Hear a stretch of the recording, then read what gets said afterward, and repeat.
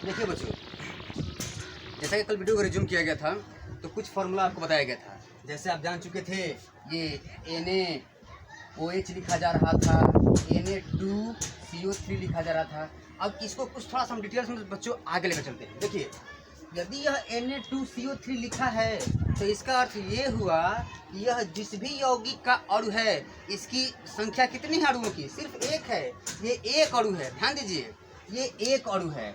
इसका नाम बोलते हैं हम लोग सोडियम कार्बोनेट। ठीक है बच्चों, तो ये सोडियम कार्बोनेट का एक अणु है। यदि आपसे पूछा जाए कि सोडियम कार्बोनेट के एक अणु में सोडियम के कितने परमाणु, तो अब आप यहीं पर देख सकते हैं, ये रहा सोडियम Na से, तो इसके कितने परमाणु, तो यहाँ आप देख सकते हैं यही परमाणुओं की संख्या है। देखिए बच्चों, यही क्या है? परमाणु की संख्या है। ठीक। और यदि पूछा जाए कार्बन के कितने परमाणु है, तो देखिए कार्बन के पास कुछ नहीं है, तो आप कह सकते हैं कार्बन का एक परमाणु। ऑक्सीजन के कितने परमाणु है, तो 3 परमाणु। ठीक है बच्चों, ऐसे। अब यदि यहाँ पे 2 लिख दिया जाए तो कहा जाएगा कि सोडियम कार्बोनेट के 2 अणु। ठीक है बच्चों, अब यहाँ 2 लिख दिया गया तो इसका मतलब कि सोडियम कार्बोनेट के 2 अणु। ठीक है। अब अगर 2 अणु, इसमें यदि पूछा जाए कि सोडियम के कुल कितने परमाणु, तो देखिए जब एक अणु था तो 2 परमाणु, तो जब 2 अणु है तो 4 परमाणु। एक अणु था तो कार्बन के 1 अणु, और जब 2 अणु है तो कार्बन के 2 परमाणु। जब 1 अणु था तो ऑक्सीजन के 3 परमाणु, तो 2 अणु है तो 6। अब सीधा सीधा सरल उपाय आप जानिए, इसमें जिसका परमाणु पूछेगा तो उस परमाणुओं की संख्या से बस इसमें गुणा कर दीजिए, सिंपल सी बात। देखिए, ऑक्सीजन के परमाणु की संख्या 3 है। यदि पूछ रहा है कि कुल परमाणुओं की संख्या कितनी होगी, ऑक्सीजन की कुल परमाणु की संख्या कितनी होगी? ठीक है बच्चों, तो करना क्या है आपको कि जो इसके परमाणु की संख्या ऑक्सीजन की 3 है, तो इसका गुणा कर देना है पूरे अणुओं की संख्या से। तो अणुओं की संख्या कितनी है? देखिए 2 है, तो 3 दूना का 6 हो जाएगा। तो कहा जा सकता है कि सोडियम कार्बोनेट में ऑक्सीजन के परमाणुओं की संख्या 6 है। तो आप तुरंत बता सकते हैं कि इसी सोडियम कार्बोनेट में सोडियम के परमाणु की संख्या कितनी है, तो 2 दूने का 4। कार्बन के परमाणु की संख्या कितनी है, तो यहाँ 1 है, तो 2 एकम 2। ठीक है बच्चों, ऐसे। अब यदि हम बात करें इसकी, देखिए इसको मिटाते हैं, आप इसको देखकर बता सकते हैं। सोडियम हाइड्रोक्साइड इसे बोलते हैं, NaOH। ये सब आप लोग ही पढ़ लेंगे यदि पढ़ना ना आता हो तो। जब सारे तत्वों का नाम बताया जाएगा ना परमाणु क्रमांक के साथ में, तो आपके लिए भी सहज सरल और आसान हो जाएगा। तो ये देखिए सोडियम हाइड्रोक्साइड, इसके कितने अणु है? 1। अब कितने अणु है, तो 3। ठीक है, जितनी संख्या यहाँ दी जाएगी वही इसके अणुओं की संख्या होती है। ठीक है बच्चों, अब एक कमाल की चीज देखिए, यदि ऐसा लिखा जाए 2H और ये लिखा जाए H2, इन दोनों में क्या अंतर है? देखिए बच्चों, है तो दोनों हाइड्रोजन, लेकिन ये हाइड्रोजन की परमाणुकता को दर्शा रहा है। हाइड्रोजन की परमाणुकता होती है 2, अर्थात जब हाइड्रोजन के 2 परमाणु मिलेंगे तो हाइड्रोजन का 1 अणु बनता है। ठीक है बच्चों, तो ये हाइड्रोजन का 1 अणु है, याद रखिए, ये हाइड्रोजन का 1 अणु है और इसके 1 अणु में हाइड्रोजन के 2 परमाणु है। ठीक है बच्चों, लेकिन यह अणु नहीं है। ठीक है, यह तत्व है, और यह तत्व के 1 परमाणु को बस दिखा रहा है, 1 परमाणु को।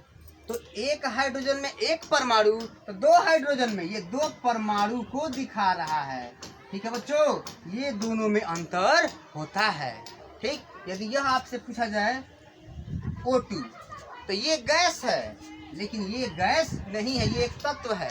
इसे कह सकते हैं कि ऑक्सीजन का 1 परमाणु है और ये ऑक्सीजन के 2 परमाणु है, और जब ऑक्सीजन के 2 परमाणु मिलते हैं तो ऑक्सीजन का 1 अणु बन जाता है। तो कह सकते हैं कि यह ऑक्सीजन का 1 अणु है और यह 1 परमाणु है। ठीक है बच्चों, ये इनमें अंतर होता है। आप जैसे जैसे आगे पढ़ते जाएंगे उसी तरह से आगे इस क्षेत्र में बढ़ते भी जाएंगे। ठीक है, तो घबराने व परेशान होने की जरूरत नहीं है। अब देखिए कुछ एग्जांपल्स आपको समझाते हैं। जैसे यदि हम आपको ये दिखाए थे, ये क्या है? 1 कार्बन है और 2 ऑक्सीजन है। दिख रहा है कैमरामैन? 1 कार्बन है 2 ऑक्सीजन, तो क्या है? CO2। ठीक है बच्चों, तो देखिए ये है CO2, तो आप देख सकते हैं ये कितने अणु है, आपको साफ दिख रहा है कितने अणु है ये। यह CO2 अर्थात कार्बन डाइऑक्साइड का मात्र एक अणु है। तो अब यदि जब इसकी दो अणुओं की बात की जाएगी तो इसका मतलब क्या हुआ कि इसके जैसा हमें एक और लेना पड़ेगा। तो चलिए एक और लेते हैं। ठीक, ये देखिए अब यह कार्बन डाइऑक्साइड के कितने अणु, ये है 2 अणु। तो जब इस 2 अणु को दर्शाना होगा बच्चों तो हमें इसके यहाँ पे 2 लिखना पड़ेगा। ठीक है, तो ये क्या है, कार्बन डाइऑक्साइड के 2 अणु है और यहाँ पे हमने 2 अणुओं को इंडिकेट कर दिया है। अब यदि यह कहा जाए कि जब कार्बन डाइऑक्साइड के 2 अणुओं को लिखा गया है तो आप बताओ कि कार्बन के कुल कितने परमाणु। अब देखिए कार्बन यहाँ कुछ नहीं दिया तो 1 मान सकते हैं। तो 1 में क्या मैंने कहा है, कार्बन के अणुओं की संख्या है 1, तो 1 में अणुओं की संख्या से गुणा कीजिए कितना हो गया 2। कार्बन के कुल कितने परमाणु इसमें 2। अब बात करते हैं ऑक्सीजन की, ऑक्सीजन का परमाणु दिया हुआ है यहाँ पे 2। ठीक है, और पूरे कार्बन डाइऑक्साइड के अणुओं की संख्या कितनी है, वो भी 2 है। तो 2 में 2 से गुणा कीजिए कितना हो गया 4, और 4 2 6, कुल मिलाकर 6 परमाणु है इसमें। ठीक है बच्चों, कार्बन डाइऑक्साइड के 2 अणु में पूरे परमाणु की संख्या कितनी 6, और आप आसानी से इसमें गिन भी सकते हैं। गिन के देखिए 3 और 3 6, ये भी गिन सकते हैं। कार्बन कितने हैं, देखिए कार्बन कितना आया है 2, गिनकर देखिए कितने हैं काले काले कार्बन 1 और 2। ये ऑक्सीजन कितने हैं 2 2 4, अब गिन लीजिए 2 2 4, गिर गया वो कार्बन, ऑक्सीजन ही था। ठीक है बच्चों, तो उम्मीद है कि आपको ये समझ में आया होगा। एक और एग्जांपल लेते हैं, देखिए ऐसे ही। ठीक, ये आपको क्या बताया गया था, देखिए Na और Cl, NaCl, NaCl किसका सूत्र है, NaCl किसका सूत्र है, पिछली वीडियो में बताया गया था, ये नमक का सूत्र है। अब आप देखकर बता सकते हैं बच्चों कि इसमें नमक में कितने अणु हैं, ये कितने अणु हैं जी 2। 1, कहाँ 2 लिखा है, ये नमक का अणु है। कितने कितने अणु है 1, यही है 1 Na, देखिए 1 Na, 1 Cl, तो 1 Cl। अब यदि यहाँ पे हम 2 लिख दे तो इसका मतलब हुआ अब नमक के कितने अणु 2 अणु अब हुए। अब इसको कैसे दिखाएंगे हम, ये रहा बच्चों, देखिए नमक के 2 अणु अब ऐसे दिखाएंगे। देखिए ये नमक के 2 अणु हो गए। ठीक है, अब नमक के 2 अणु में सोडियम कितने हो गए, सीधी सीधी बात है, 1 था साफे दिख रहा है 2, तो हम कह सकते हैं सोडियम 2। देखिए 2 है कि नहीं, ये सफेद सफेद सोडियम 2 हो गया। क्लोरीन कितने 2। ठीक है बच्चों, तो ये अर्थ होता है। तो जब यह समीकरण लिखा जाता है और जिस बच्चे को अर्थ समझ में नहीं आता है तो वो कंफ्यूज होता है कि मैं इसका क्या मतलब समझूं। यदि यह लिखा गया है CO2, यहाँ लिखा गया 4CO2, यहाँ लिखा गया 3CO2, इसका अर्थ आप क्या समझ रहे हैं, आप यही समझ रहे हैं कि यहाँ CO2 के अणुओं की संख्या 4 है अर्थात 4 है, और यहाँ CO2 के अणुओं की संख्या 3 है। और जब जिन तत्वों से मिलकर यह बना है यदि उनके परमाणुओं की संख्या पूछेगा तो आपको करना क्या है कि इसमें जो परमाणु है उसी परमाणु को गुणा कर देना है इसके अणुओं की संख्या से। जैसे यहाँ कार्बन कितने हैं 1, 3 से गुणा करेंगे तो क्या हो गया 3 ही होगा। तो कार्बन के कुल कितने परमाणु 3, और ऑक्सीजन के 3 दूना का 6, 3 2 जा 6, तो इसमें ऑक्सीजन के परमाणुओं की संख्या 6। ठीक है बच्चों, तो ये है, तो इसके बारे में अभी बहुत कुछ अंदर जाना है। और याद रखिए आप वीडियो के साथ बिल्कुल बने रहिएगा पूरी सीरीज के साथ, क्योंकि यह रसायन विज्ञान का कहरा है। यदि आपने ये नहीं पढ़ा तो निश्चित जानिए कि आपको इंटर तक केमिस्ट्री तनिक भी समझ में नहीं आने वाली। यदि इंटर तक चाहते हैं कि केमिस्ट्री समझ में आए तो मैं आज आपको कुछ शब्द दे रहा हूँ रासायनिक भाषा के अंतर्गत, उन शब्दों को आप बिल्कुल जान लीजिए। और आगे देखिए कि 2 बात निष्कर्ष निकल चुका, लेकिन आपने ध्यान नहीं दिया बच्चों। देखिए ध्यान दिलवा रहे हैं हम, यहाँ लिख रहे हैं अणु और यहाँ लिख रहे हैं परमाणु। ठीक, अब यह कोई भी पूछे कि अणु बड़ा होता है या परमाणु, तो आपको दिग्भ्रमित नहीं होना है, कंफ्यूज नहीं होना है। शब्द देखने में भले बड़ा लग रहा है परमाणु, लेकिन ये छोटा होता है। यह दिखने में छोटा लग रहा है लेकिन ये बड़ा होता है, और इसके मिलने से ये बनता है। अब एक बात क्लियर, जरा आपने गौर नहीं किया होगा। देखिए यदि कहीं भी नमक पाया जाएगा तो ये ध्यान रखिए कि ऐसे ही पाया जाएगा, ये नहीं होगा कि Na कहीं और पाया जाएगा और Cl कहीं और पाया जाएगा, ऐसा नहीं होगा बच्चों। NaCl पाया जाएगा, और NaCl क्या है, एक अणु है, एक यौगिक अणु है। किस यौगिक का, तो नमक यौगिक का ये एक अणु है। तो हम कह सकते हैं कि अणु क्या होता है, अणु स्वतंत्र अवस्था में पाया जाता है। देखिए ये बहुत बड़ा अंतर है दोनों में, स्वतंत्र अवस्था में पाया जाता है क्या, अणु। ठीक है बच्चों, ये स्वतंत्र अवस्था में पाया जाता है, लेकिन ये कहीं अलग से आपको नहीं मिलेगा। ये Cl कहीं अलग हो और ये कहीं अलग, ये नहीं मिलेगा। तो कह सकते हैं कि परमाणु स्वतंत्र अवस्था में नहीं पाया जाता है। स्वतंत्र अवस्था में नहीं पाया जाता है। एक ये बहुत बड़ा अंतर हुआ, ठीक है बच्चों। और एक इससे ऐसा ही एक और बड़ा अंतर क्या होगा, देखिए, ये तो स्वतंत्र अवस्था में नहीं पाया जाता है, लेकिन जितनी रासायनिक क्रियाएं होती हैं उनमें यही भाग लेता है। परमाणु अणु रासायनिक अभिक्रिया में भाग नहीं लेता है। तो हम कह सकते हैं ये जो परमाणु होता है यही रासायनिक, ठीक है बच्चों, रासायनिक अभिक्रिया में भाग लेता है। रासायनिक अभिक्रिया में भाग लेता है। अब इसका उल्टा कर देंगे, यहाँ यह स्वतंत्र अवस्था में पाया जाता था, यह नहीं पाया जाता है। यह रासायनिक अभिक्रिया में भाग लेता है, तो ये भाग नहीं लेता है।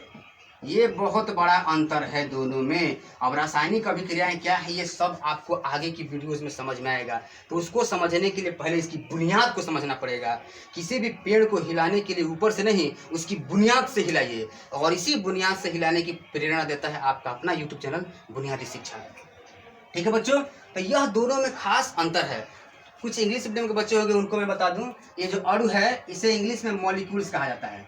देखिए लिखने का जगह नहीं है, मैं चलिए यही लेता हूँ मॉलिक्यूल्स, या जो हिंदी वाले हैं वो भी जान ले, जानकारी कोई बुरी नहीं होती है। मॉलिक्यूल्स, और परमाणु को कहा जाता है एटम्स। ठीक है बच्चों, एटम। ठीक, अब जो अणु होते हैं बच्चों, देखिए अब अणु जो होंगे वो भी दो तरह के होंगे, तो तत्वों के अणु और एक यौगिकों के अणु। तो अभी तक आपने जो देखा ये किसके अणु थे, ये देखा आपने, तो ये जल का अणु था, और जल क्या है, यौगिक। ये तो यौगिक का अणु हुआ। इसको आपने देखा कार्बन डाइऑक्साइड, यह भी एक यौगिक है, तो यौगिक का अणु हुआ। इसको आपने देखा कैल्शियम कार्बोनेट संगमरमर, तो यह भी यौगिक का अणु है। और इसको आपने देखा तो यह भी यौगिक का ही अणु है। अब बात ये होती है कि तत्वों के अणु हम कैसे जाने। ठीक है बच्चों, तत्वों का कैसे जाने, चलिए कुछ तत्व देखिए हम ये आपके लिए बना के रखे हैं। ये सारे के सारे देखिए हम तत्वों का अणु बना के रखे हुए हैं। अब किस तत्व में कितने अणु होते हैं ये आपको याद करना पड़ेगा। और शॉर्टकट में मैं बताऊं, संक्षेप में बताऊं, तो किसी भी तत्व में, तत्व के एक अणु में जितने परमाणु पाए जाते हैं, तो परमाणुओं की उसी संख्या को उस तत्व की परमाणुकता कहते हैं। तो एक नया शब्द आपको मिल जाएगा, परमाणुकता। तो यही सब रासायनिक भाषा है। आपको पूरी रसायन को समझने के लिए परमाणुकता समझना पड़ेगा, संयोजकता समझना पड़ेगा, परमाणु क्रमांक, इलेक्ट्रॉनों की संख्या, ये सब कुछ आने वाला है। तो चलिए कुछ एग्जाम्पल, जैसा कि चलिए बात करते हैं हम फास्फोरस की। ठीक है बच्चों, तो फास्फोरस का संकेत होता है पी। ठीक है, तो जो पी होगा, रुकिए, पी कहाँ गया, देखिए बच्चों, हाँ देखिए बच्चों, मैं बता रहा था जैसे ये पी मतलब फास्फोरस है, ये ऐसे नहीं पाया जाएगा अकेले, ऐसे नहीं पाया जाएगा इसका अणु। 2 मिल जाएगा ऐसे भी नहीं पाया जाएगा, 3 मिल जाएगा ऐसे भी नहीं पाया जाएगा, लेकिन 4 मिल जाएगा तो ये ऐसे ही पाया जाएगा। तो कह सकते हैं कि जो फास्फोरस है वो ऐसे ही पाया जाएगा। अर्थात जब भी प्रकृति में फास्फोरस पाया जाएगा तो एक अकेला परमाणु नहीं, हमेशा ये 4 एकत्रित रूप में, संगठित रूप में पाए जाएंगे। तो कह सकते हैं कि फास्फोरस के एक अणु में कितने फास्फोरस के परमाणु, तो 4 परमाणु। तो फास्फोरस की परमाणुकता कितनी हो गई, 4। यही परमाणुकता है, एटॉमिसिटी। ठीक है बच्चों, वीडियो बहुत ज़्यादा लंबा हो गया, आप भी भगा भगा कर देखते हैं। तो अब ये सब एटॉमिसिटी यानी कि परमाणुकता, संयोजकता यानी कि वैलेंसी, इन सब के बारे में हम आगे की वीडियो में बात करेंगे।